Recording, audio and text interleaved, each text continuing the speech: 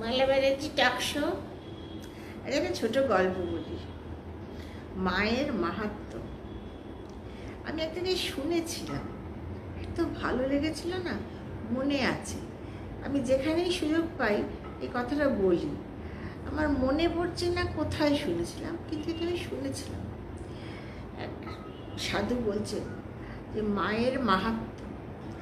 এই যে প্রদীপের লালিহান শিখা আগুনটা আমরা দেখতে পাই, জল জল করে জ্বলছে। স্বামী বিবেকানন্দ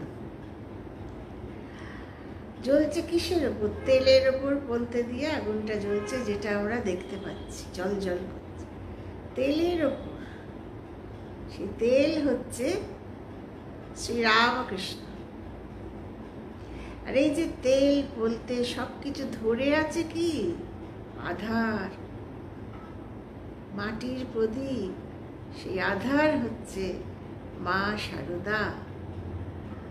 তো সেই কথাই গল্পটার এত তাৎপর্যপূর্ণ। মায়ের মাহাত্ম্যটা এইভাবে আমরা প্রকাশ করতে পারি।